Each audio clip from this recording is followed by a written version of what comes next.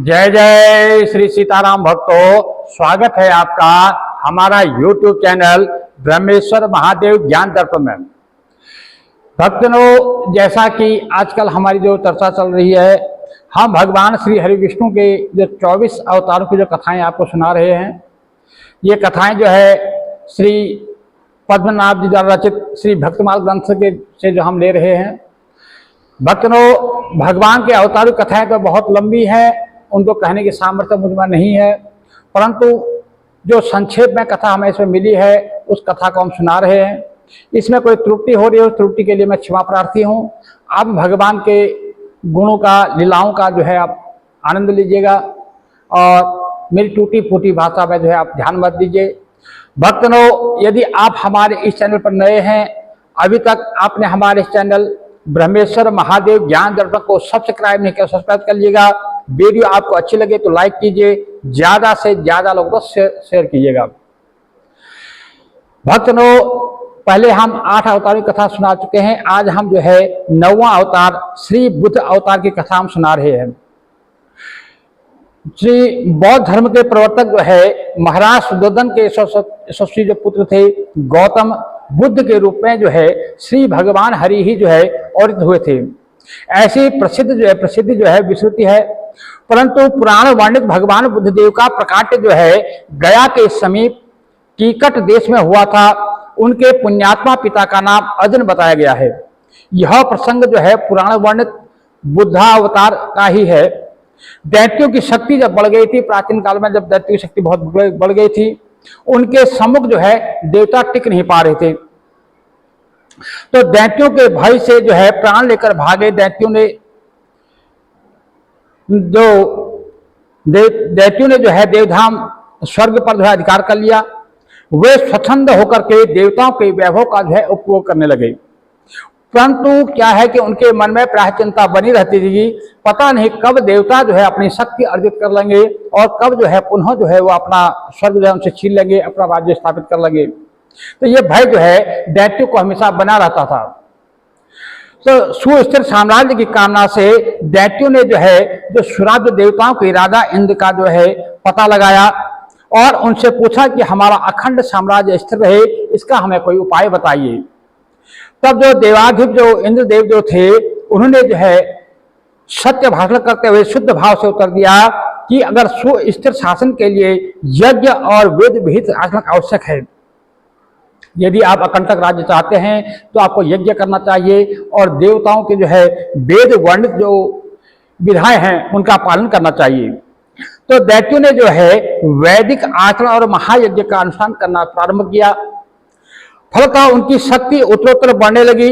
स्वभाव से उदंड और निरंकुश दैत्य का उपद्रव और बढ़ गया, क्योंकि उनके पास शक्ति अर्जित हो ही गई, परंतु उस शक्ति का वो जो है हमेशा दुरुपयोग करने लगे। जगत में जो है आसुर भाव का प्रसार होने लगा। असहाय और निरुपाय दुखी देवगण जगतपति श्री हरि भगवान विष्णु जी के पास गए। उनसे करुण प्रार्थना की कि श्री भगवान ने उन्हें आश्वासन दिया कि श्री भगवान ने बुद्ध का रूप धारण किया। उनके हाथों में जो है मार्जनी थी और उनके मार्ग को बुहारते हुए उस पर चरण रखते थे। इस प्रकार भगवान बुद्ध जो है दैत्यों के समीप पहुंचे और उन्हें उपदेश दिया, यज्ञ करना पाप है, यज्ञ से जो है जीव हिंसा होती है। यज्ञ की प्रज्वलित अग्नि में ही कितने जीव भस्म हो जाते हैं। देखो, मैं जीव हिंसा से बचने के लिए कितना प्रयत्नशील रहता हूँ। पहले झाड़ू लगाकर पथ स्वच्छ करता हूँ, तब उस पर पैर रखता हूँ। इस प्रकार से जो है भगवान श्री हरि विष्णु रूपी जो बुद्ध थे वो जो है दैत्यों को उपदेश करने लगे। सन्यासी बुद्धदेव के उपदेश से दैत्यगण प्रभावित हुए। उन्होंने यज्ञ एवं वैदिक आचरण का जो है परित्याग कर दिया। उन्होंने जो है वैदिक कार्य को छोड़ दिए, यज्ञ इत्यादि करने छोड़ दिए। परिणाम तो हो गया कुछ ही दिनों में जो है उनकी शक्ति जो है वो क्षीण हो गई, उनकी शक्ति जो है खत्म हो गई। फिर क्या था, देवता ने जो है इस शुभ अवसर का लाभ उठाया और दुर्बल एवं प्रतिरोधहीन दैत्य पर आक्रमण कर दिया। असमर्थ दैत्य जो है पराजित हुए और प्राण रक्षार्थ यत्र तत्र भाग खड़े हुए और देवताओं का जो है स्वर्ग पर पुनः अधिकार हो गया। देवताओं ने जो है अपना स्वर्ग को पुनः प्राप्त कर लिया। इस प्रकार सन्यासी के वेश में भगवान बुद्ध ने जो है त्रैलोक्य का मंगल किया। तो कलयुग के जो है कलयुग में बुद्ध धर्म के प्रवर्तक के रूप में गौतम बुद्ध ने जन्म लिया। श्री बुद्ध जी का बचपन का नाम जो है सिद्धार्थ था। वे स्वभाव से बड़े दयावान थे। किसी का किंचन मात्र भी दुख देख लेते तो उनका मन जो है विकल हो जाता था, विकल हो जाते थे। यही कारण है कि उनके पिता जो राजा शुद्धोधन की ओर से राज्य में ऐसी व्यवस्था की गई कि कोई भी दुखमय प्रसंग जो है मेरे पुत्र जो है सिद्धार्थ इनके जो है पथ पर ना आए, इनकी दृष्टि पथ पर कोई भी ऐसा दृश्य ना आए जिससे कि इनका मन विकल हो। परंतु यह सब होने पर भी दैव योग से एक दिन सहसा एक रुग्ण पुरुष को सिद्धार्थ ने देखा और कुछ ही दिन बाद जो है उन्होंने एक वृद्ध व्यक्ति को देखा। उसके पश्चात एक दिन उन्होंने मृतक व्यक्ति को देख लिया। इससे जो है उनकी आत्मा सिहर उठी और उसी दिन से ये जगत से उदास हो गई। वो सोचने लगे कि एक दिन मैं भी जो है बीमार होऊंगा, मैं भी एक दिन जो है बूढ़ा होऊंगा और मैं भी एक दिन मरूंगा। ऐसा उनके बार बार जो है ख्याल आने लगे और ऐसा वो जो है उदास हो गई। उनकी इस उदासीनता को जो है माता पिता को खली और उन्हें जगत के प्रपंच में फंसाने के लिए अत्यंत जो रूपवती सुधा नाम की जो कन्या थी उसके साथ जो है सिद्धार्थ का विवाह कर दिया गया। और इस पर जो है सिद्धार्थ के जो है राहुल नाम का एक पुत्र भी उत्पन्न हुआ। परंतु उदासीनता उनकी मिटी नहीं बल्कि बढ़ती गई। उनका जो है मन अब भी जो है विकल ही रहता था। परिणाम स्वरूप जो है अपने प्रिय पत्नी यशोधरा और नवजात पुत्र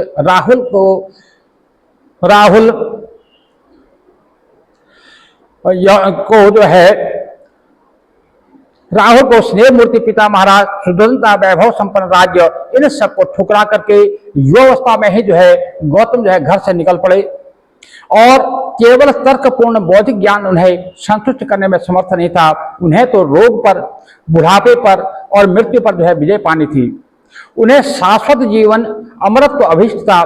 प्रख्यात विद्वानों और उद्भट शास्त्रज्ञों के समीप गए किंतु वहां उनको संतोष नहीं हुआ। आश्रमों से, विद्वानों से निराश होकर के वे गया के समीप वन में आए और तपस्या करने लगे।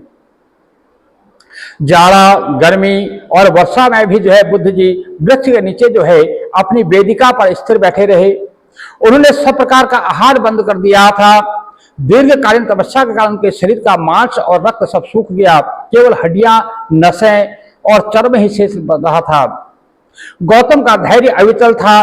कष्ट क्या है इसे वे अनुभव भी नहीं कर पा रहे थे किंतु उन्हें अपना अभीष्ट प्राप्त नहीं हो रहा था। सिद्धियां मंडराती परंतु एक सच्चे साधक, सच्चे मुक्त के लिए सिद्धियां बाधक है।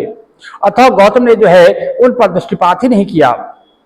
एक दिन जहां गौतम जो है तपस्या कर रहे थे उस स्थान के समीप के मार्ग में कुछ स्त्रियां जो है गाती बजाती हुई निकली। जब वे गौतम की तपोभूमि के पास पहुंची तब एक गीत गा रही थी जिसका आशय था सितार के तारों को ढीला मत छोड़ो नहीं तो वे बेसुरे हो जाएंगे। उन्हें इतना मत खींचो भी मत कि वे टूट जाएं। गौतम के कानों में यह संगीत ध्वनि पड़ी। उनकी प्रज्ञा में सहसा प्रकाश आ गया। उनका जो चेतना जो है उनकी जाग गई और साधना के लिए केवल कठिन तपस्या ही उपयुक्त नहीं है और संयमित भोजन और नियमित इंद्रियादि आहार व्यवहार भी आवश्यक है।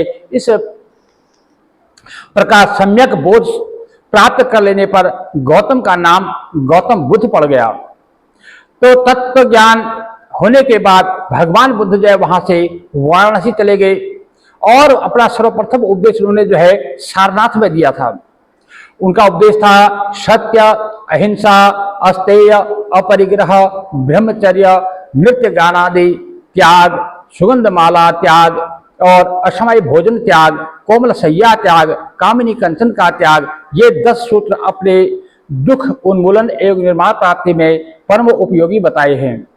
उनका जो था लक्ष्य था वो कहते कि हमेशा सत्य के पथ पर चलो, हमेशा अहिंसा की पथ पर चलो, आस्ते रहो, अपरिग्रह रहो, ब्रह्मचर्य का पालन करो और नृत्य गानादि का त्याग कर दो, सुगंध माला का त्याग करो, असमय भोजन का भी त्याग करो, कोमल सैया का भी त्याग करो, कामिनी कंचन का त्याग करो। ये जो 10 सूत्रों ने जो है उनका निर्माण किया और उन्होंने जो मंत्र दिया वो मंत्र था धम्मं शरणं गच्छामि, बुद्धं शरणं गच्छामि, संघं शरणं गच्छामि। यह जो है बुद्ध जी का शरणागति का मंत्र है।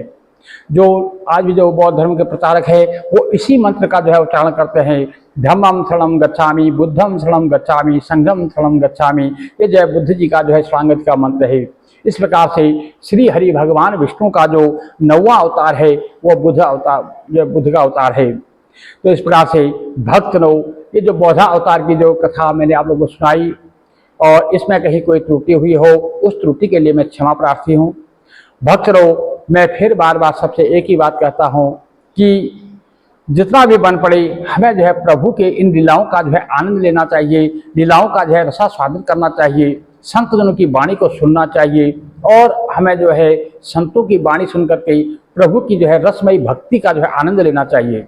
नाना प्रकार की जो भगवान की लीलाएं हैं वो नाना प्रकार की लीलाएं करते हैं, उन लीलाओं का जो है हमें स्वाद लेना चाहिए, रसास्वाद लेना चाहिए और उसमें डूब जाना चाहिए। भक्तजनों, ये जो संसार है ये जो है अनित्य है, ये रहने वाला नहीं है। जो आज हम देख रहे हैं ये जो है हमारा रहने वाला नहीं है। यदि हमारे साथ कोई चीज जाने वाला है वो है प्रभु का नाम, प्रभु का जो है चिंतन, और जो हम भक्ति करते हैं, जो प्रभु का नाम जपते हैं, तो वही जो है हमारे साथ जाने वाला है। क्योंकि कलयुग केवल नाम आधारा, सुमिर सुमिर नर उतर ही पारा। एक प्रभु का नाम ही ऐसा है जो हमें इस कलिकाल के भवसागर से पार कर सकता है। इसलिए भक्तों, मेरा सबसे नम्र निवेदन यही होता है कि जितना भी बन पड़े हमें जो है राम का नाम उच्चारण करना चाहिए, भगवत नाम उच्चारण करना चाहिए और जो है अपनी दिनचर्या को जो है भक्तिमय बनाना चाहिए। अपने गुरुजनों का, साधुजनों का और माता पिता और घर में बड़े बुजुर्ग का मेरा आदर करते हुए उनके सम्मुख बैठ करके उनके अनुभवों का ज्ञान लेना चाहिए। भक्तों, यदि आप हमारे इस चैनल पर नए हैं, अभी तक आपने हमारे चैनल को सब्सक्राइब नहीं किया, सब्सक्राइब कर लीजिएगा। वीडियो आपको अच्छी लगे तो इसको लाइक कीजिए, ज़्यादा से ज़्यादा लोगों को शेयर कीजिएगा। जय जय श्री सीताराम भक्तों।